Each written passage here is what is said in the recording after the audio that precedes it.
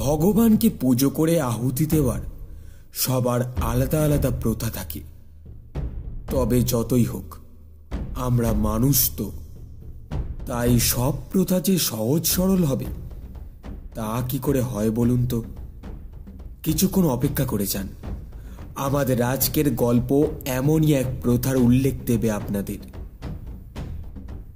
আমাদের আজকের গল্প শ্রী নূপুর চক্রবর্তীর লেখা রাতের জঙ্গল। লেখক নূপুর চক্রবর্তীর জন্ম 26শে জানুয়ারি 1989। বাড়ি কাকিনাড়া, নারায়ণপুর, উত্তর 24 পরগনায়। বর্তমানে সল্ট লেকে একটি বেসরকারি সংস্থায় কর্মরত। শুরু হচ্ছে আজকের গল্প।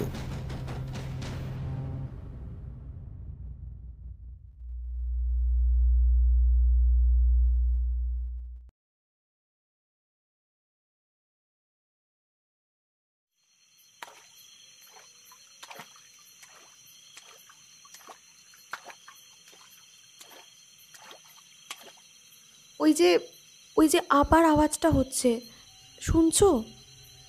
কি গো, শুনছো তুমি? একে শীতকাল, তার উপর এই পাহাড়ি এলাকায় এক পশলা বৃষ্টি হয়েছে একটু আগে। এই রাতে গেস্ট হাউসে দুটো বালাপোষ মুড়ি দেওয়ার পরও ঠান্ডা লাগছিল যথেষ্ট।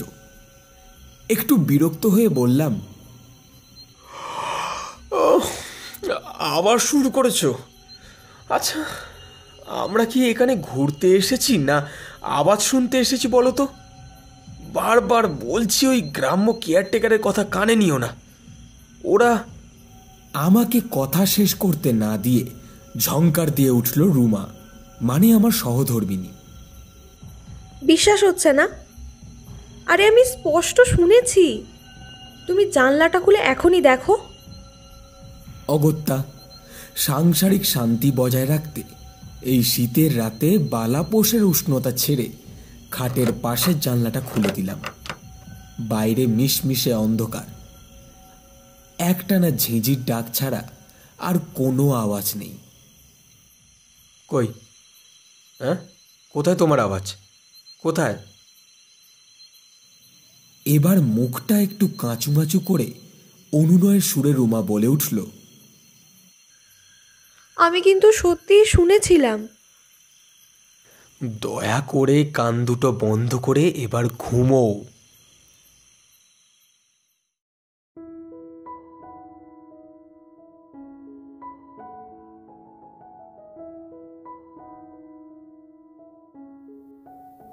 আসলে আমাদের দুজনের বিয়ে হয়েছে মাস 3 হলো, আর তারপরেই হানিমুন করতে পুরুলিয়ায় আসা।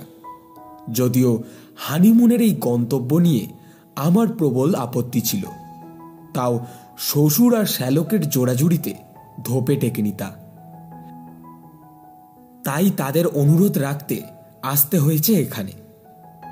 একদিকে অবশ্য ভালো হলো, প্রায় নিখরচায় শ্বশুরের বন্ধুর গেস্ট হাউসে থাকতে পারলাম। ব্যালকনিতে বসলেই প্রথমে চোখে পড়বে ঘন সবুজ জঙ্গলটা। কিন্তু একটা অদ্ভুত জিনিস গাড়িতে আসার সময় দেখছিলাম, এই সবুজ জঙ্গলের কোনো তথ্য গুগল ম্যাপে দেওয়া নেই। জঙ্গলটা ঠিক মাঝখান দিয়ে বয়ে চলেছে একটা অগভীর খাল। অদূরেই অযোধ্যা পাহাড়ের চূড়া আংশিক দৃশ্যমান। 3 তলা গেস্ট হাউসে এই মুহূর্তে আমরা ছাড়া আর কেউ নেই।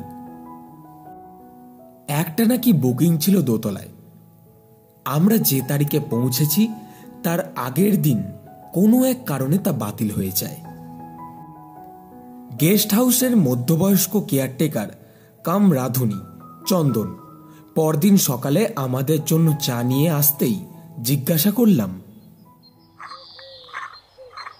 আচ্ছা চন্দনবাবু, এই যে সামনের জঙ্গলটা আছে এর নামটা কি জানো?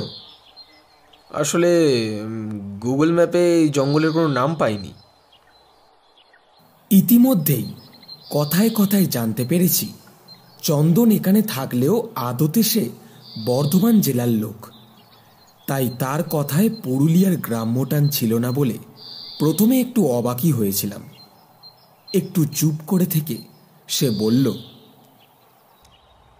আমিও জানি না, তবে বাপ ঠাকুরদার মুখে শুনেছি এর নাম নাকি বোমাইপুরুর জঙ্গল। অনেকে একে বোঙার জঙ্গল বলেও ডাকে।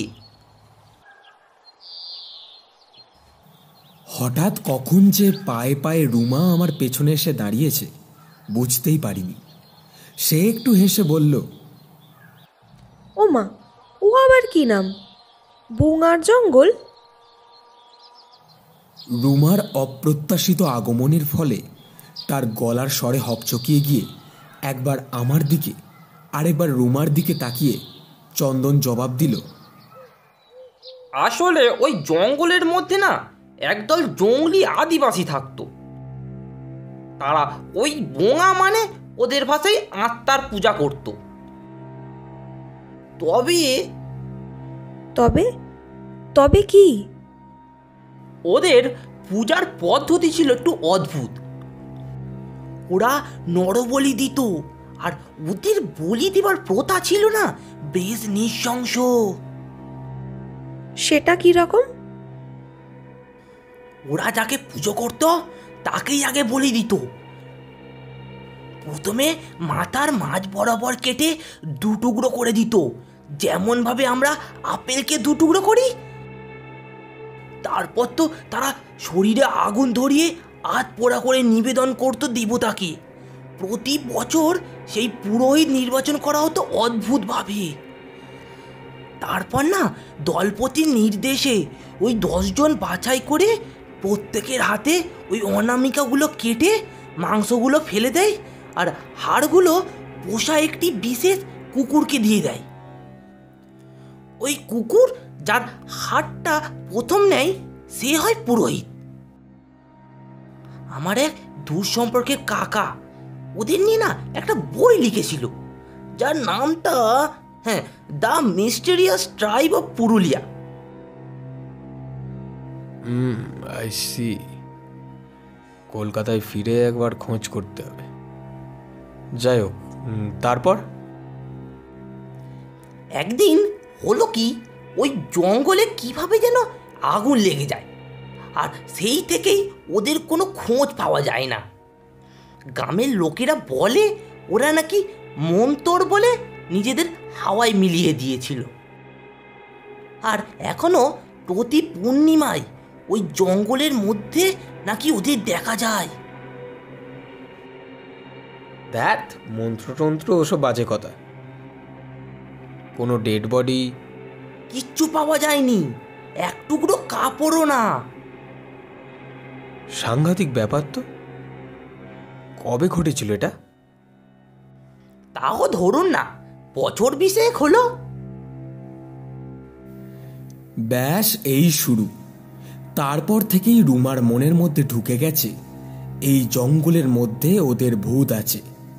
তারা নাকি রাতে ঘোরাঘুরি করে, তাদের পায়ের আওয়াজ শোনা যায় এই গেস্ট হাউসের মধ্যে, ইত্যাদি ইত্যাদি।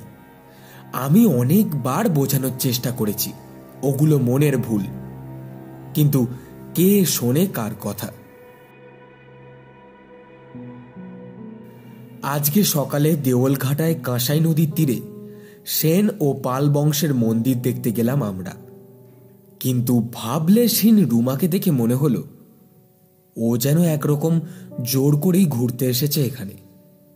তাই বাধ্য হয়ে ঠিক করেছি আজকের রাতটা কাটিয়ে দিয়ে কাল সকালের ট্রেনে ফিরে যাব কলকাতায়। চন্দনকে রাতে খাওয়া দাওয়ার আগেই টাকা দিয়ে রেখেছি, যাতে ভোরবেলায় একটা গাড়ি ডেকে আনতে পারে। আমি ভেবেছিলাম এক, কিন্তু আমার অলক্ষ্যে বিধাতা পরিকল্পনা করেছে আর এক।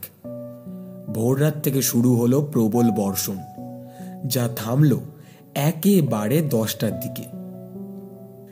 ফলে সকালের ট্রেনে বাড়ি যাওয়ার কথা মুলতবি রেখে রাতের ট্রেনের খোঁজখবর জানার জন্য একবার চন্দনকে ডাকতেই দ্বিতীয় দুঃসংবাদ এসে পৌঁছল। প্রবল বৃষ্টিতে বড় রাস্তার সাথে সংযোগকারী রাস্তাটা ধসে যাওয়ার কারণে আজকের দিনটাও আটকে থাকতে হবে এখানে। রুমা ড্রেসিং টেবিলের সামনে বসে চুল থেকে ক্লিপটা খুলে বোধহয় রাগের চোটে মেঝেতে ছুঁড়ে মারল। ক্লিপটার প্রাণ থাকলে ওই আছাড়েই মরে যেত বেচারা। আমি কাছে গিয়ে তার মাথায় হাত রাখতেই সে জল ভরা চোখে মাথা নামিয়ে আস্তে আস্তে বলল, আমরা কি এই জায়গা থেকে আদৌ কখনো বেরোতে পারবো? এসব কি ছেলে মানুষই করছো বলো তো? আজকের রাতটা কোনো রকমে কাটিয়েই আমরা কাল সকালে বেরিয়ে যাব। দরকার হলে একেবারে গাড়িতেই কলকাতা ফিরব। তুমি প্লিজ এরকম করো না। আমার কথায় সে কি বুঝলো কে জানে, কিন্তু মাথা নামিয়েই রাখল। আমি ব্যালকনিতে এসে দাঁড়ালাম। বৃষ্টি না হলেও আকাশ তখনও ভার হয়ে আছে, যে কোনো মুহূর্তে আবার নামতে পারে। তুলোর মতো পেঁজা পেঁজা কালো মেঘ সামনে অযোধ্যা পাহাড়ের চূড়া ঘিরে দাঁড়িয়ে রয়েছে, যেন দীর্ঘ পরিশ্রমের পর ক্ষণিকের বিশ্রাম। দাদা, একটি কথা ছিল। পেছনে ঘুরে দেখি চন্দন দাঁড়িয়ে আছে দরজার কাছে। হ্যাঁ বলো। বলছি, পাশের গ্রামে না আমাদের এক আত্মীয়দের বিয়ে, মানে একবার ওখানে যাব। আপনার কোনো অসুবিধা নেই তো? না না, তুমি স্বচ্ছন্দে যেতে পারো। চিন্তা করবেন না, আমি রাতের খাবারের ব্যবস্থা করে দিয়েছি। আর সদর দরজার একটা চাবি রেখে দিন আপনি, আমি ভোরের দিকে চলে আসব। আচ্ছা, তুমি কাল আমাদের যাওয়ার ব্যবস্থাটা কিন্তু করে দিও। আপনি চিন্তা করবেন না, আজকে যাওয়ার আগেই সেই ব্যবস্থা করে রাখবো। চন্দন একটা চাবির গোছা বের করে সেখান থেকে দুটো চাবি দিয়ে আমায় বলল, এই নিন, ছোট্ট চাবিটা সদর দরজার আর বড়টা বাইরের গেটের। চন্দনের থেকে চাবি নিয়ে ভেতরের ঘরে গিয়ে দেখি তখনও চেয়ারে মাথা নিচু করে বসে আছে রুমা। আমি ঢুকতেই উঠে দাঁড়িয়ে সে জিজ্ঞেস করল, কি হয়েছে? চোখের কোণে তখনও শুকিয়ে যাওয়া জলের রেখা। আমি বিনা বাক্য ব্যয়ে ওকে জড়িয়ে ধরলাম। নিচু স্বরে রুমা বলে উঠল, আমি যাব না, কখনো তোমায় ছেড়ে যাব না। শুধু তুমি বিশ্বাস করো, আমি পাগল নই। এই গেস্ট হাউসে সত্যিই কিছু আছে।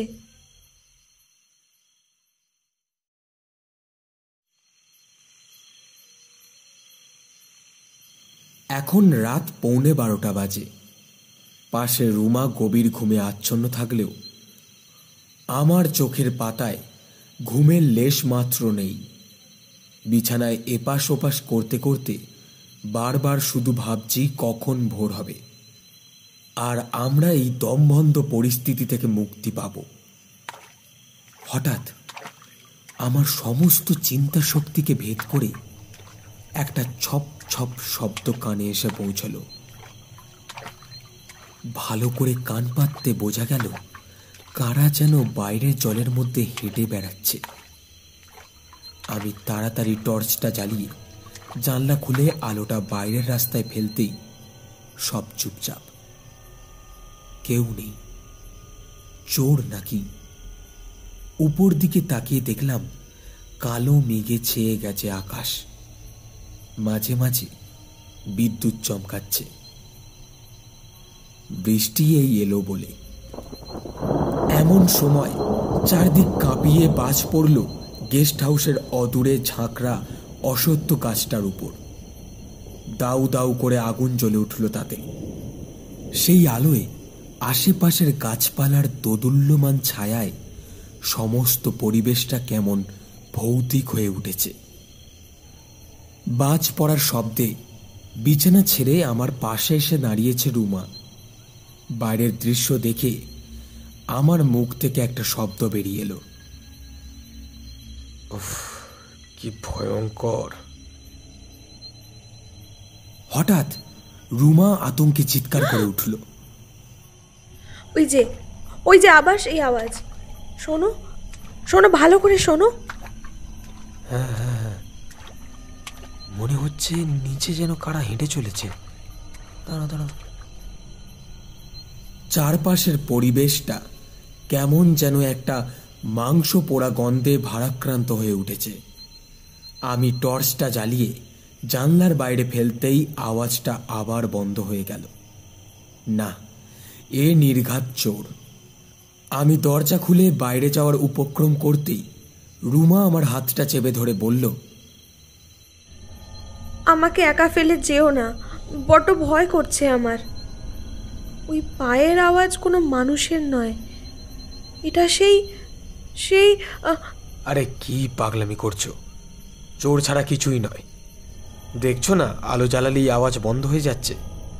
ছাড়ো দেখি।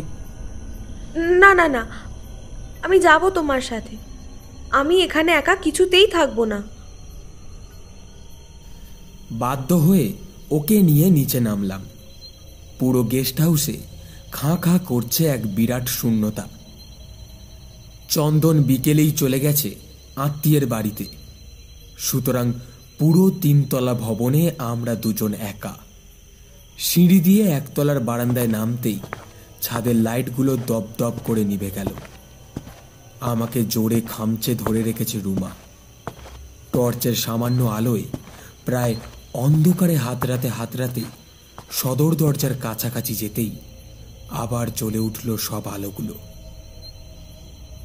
একটু নিশ্চিন্ত হয়ে আস্তে আস্তে দরজাটা খুলে বাইরে গিয়ে দাঁড়াতেই একটা কনকনে ঠান্ডা হাওয়ার ঝলক আমাদের ছাপটা দিয়ে গেল। তখনও বিদ্যুৎ চমকাচ্ছে অনবরত। অসত্য গাছটা প্রায় পুরো পুড়ে এসেছে। বারান্দাটা তার উড়ে আসা ছাইয়ে ভর্তি। ছপ ছপ আওয়াজটাও থেমে গেছে। চন্দন যাবার আগে আমাকে গেটের একটা এক্সট্রা চাবি দিয়ে গেছিল। ভাগ্য ভালো, ওটা এখনো আমার জামার পকেটে রয়ে গেছে। সেই চাবি দিয়ে গেটটা খুলে বাইরে এসে দাঁড়ালাম। টিপ টিপ করে বৃষ্টি শুরু হয়েছে আবার। সামনে নিকষ কালো অন্ধকার।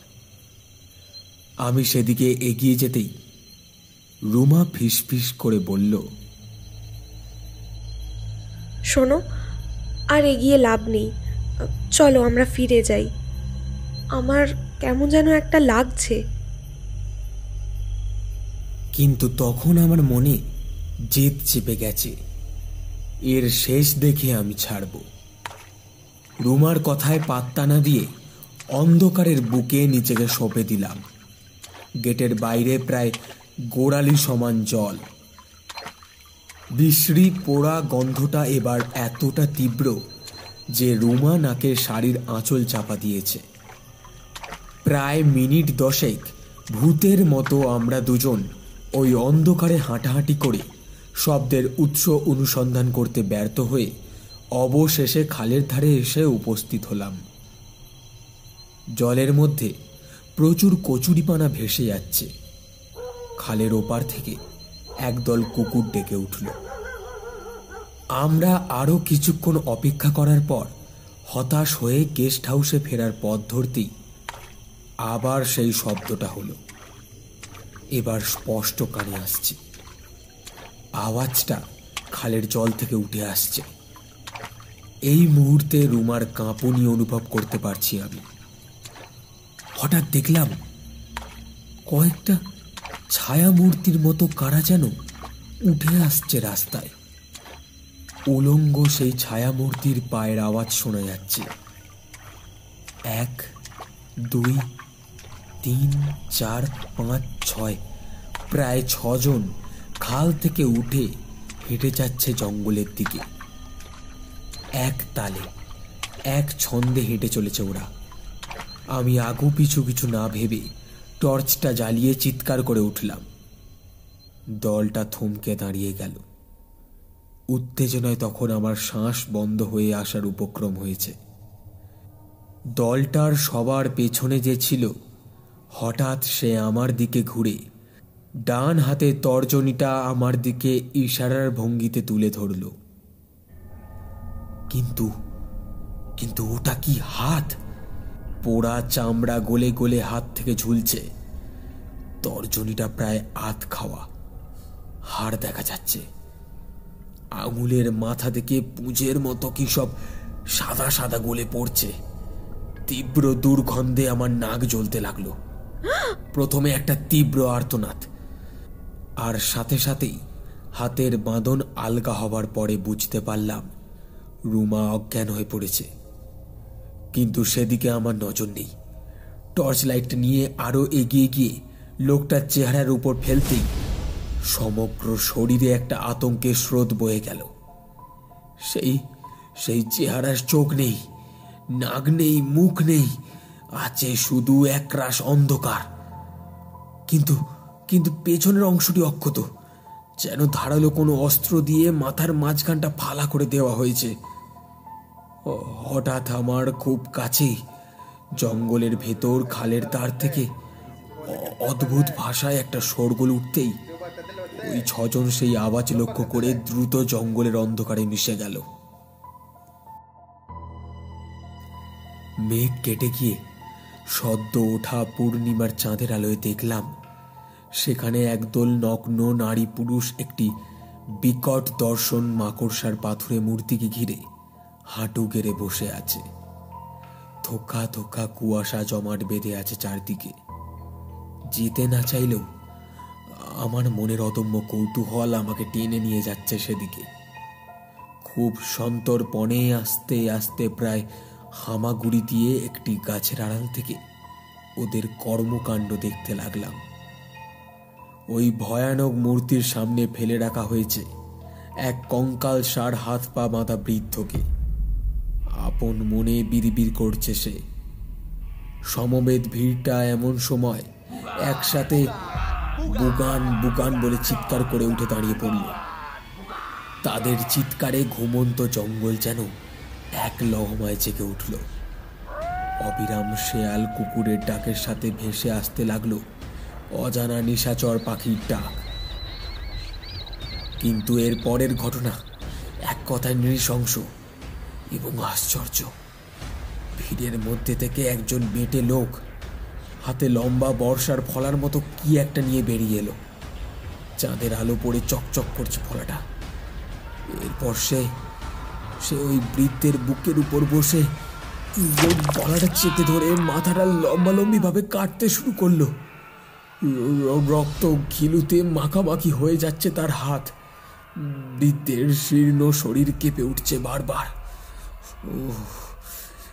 দাঁড়িয়ে থাকা লোকগুলোর পৈশাচিক উল্লাসে ঢাকা পড়ে যাচ্ছে মরণ আর্তনাদ। কাজ শেষ হবার পরে রক্তাক্ত ফলা হাতে লোকটি উঠে দাঁড়িয়ে এক পাশবিক হুঙ্কার ছেড়ে দুর্বোধ্য ভাষায় বলে উঠল,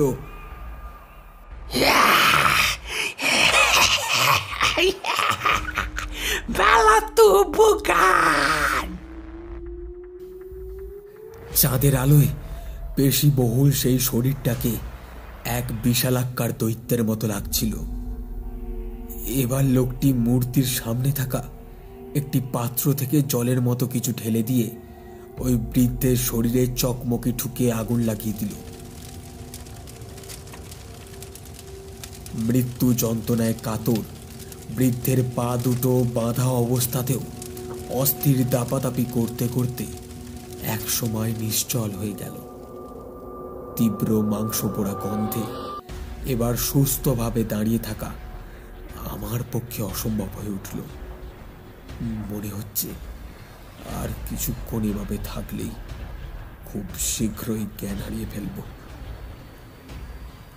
হঠাৎ পরিবেশ পরিস্থিতির সাথে সম্পূর্ণ বিশ্বাসঘাতকতা করে আমার পকেটের মোবাইল বেজে উঠল। আর সাথে সাথেই দেখলাম ওদের হইচই বন্ধ হয়ে গেছে। সবাই জিজ্ঞাসু দৃষ্টিতে তাকিয়ে আছে জঙ্গলের দিকে। সর্বনাশ! ওরা কি আমাকে দেখতে পেয়েছে? মনের জোরকে অবলম্বন করে আমি এক পা দু পা করে পেছোতে পেছোতে মোবাইলটা সেদিকে ছুঁড়ে দিয়ে রুমার অজ্ঞান শরীরটাকে কোনো রকমে পাঁচাকোলা করে দৌড়তে শুরু করলাম গেস্ট হাউসের দিকে।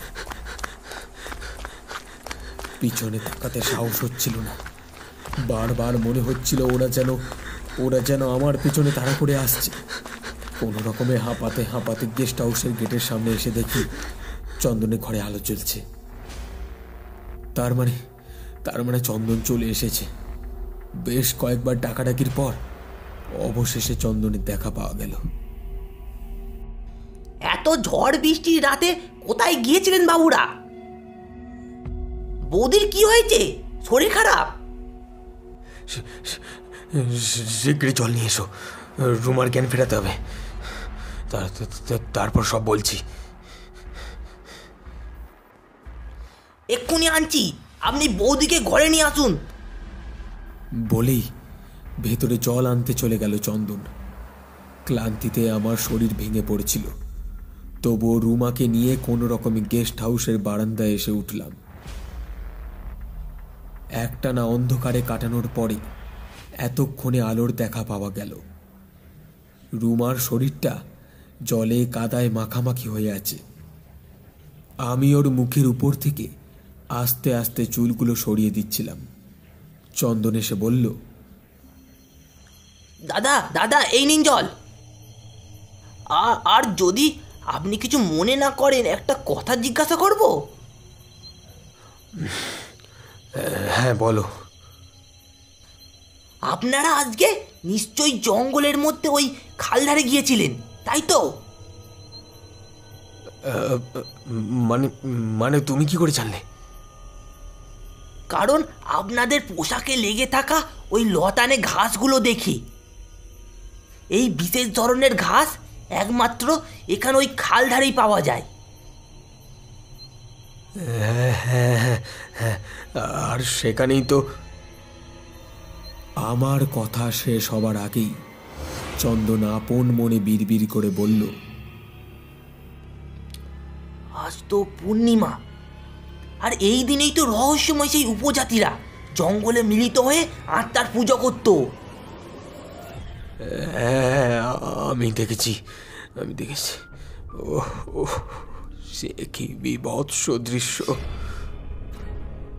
চমকে উঠল চন্দন।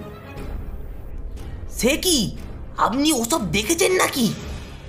আগুনের জঙ্গল পুড়ে যাওয়ার পর তো ওদের কেউই দেখেনি। হ্যাঁ আমি দেখেছি চন্দন, আমি দেখেছি। বিশ্বাস করো আর নাই করো, আমি সত্যি দেখেছি। ওভাবে কোনো মানুষকে উফ।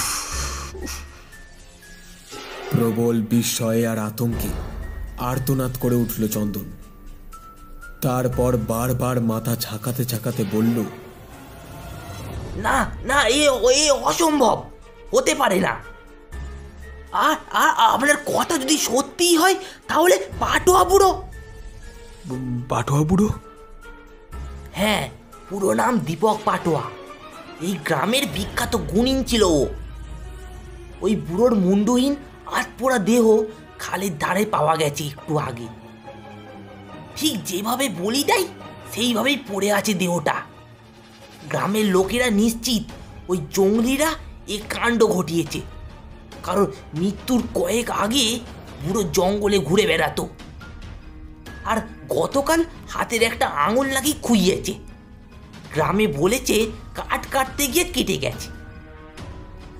আমার তো মনে হয় ওরা এখনো আছে ওই জঙ্গলে, এবং উৎসবের জন্যই তো মনে হচ্ছে ওরা পাটোয়া বুড়োকে পুরোহিত হিসেবে বেছে নিয়েছিল। কি জানি কেন ঠিক এমন সময় রুমার হাতের দিকে নজর গেল আমার। চমকে উঠলাম। ওর ডান হাতের অনামিকাটা নেই।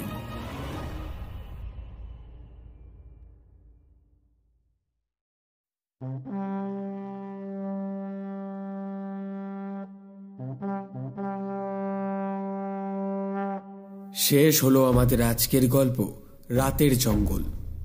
গল্প লেখক নূপুর চক্রবর্তী, গল্প কথক এবং আদিবাসী চরিত্রে আমি সায়ন, রুমা মধুরিমা, চন্দন, দীপঙ্কর।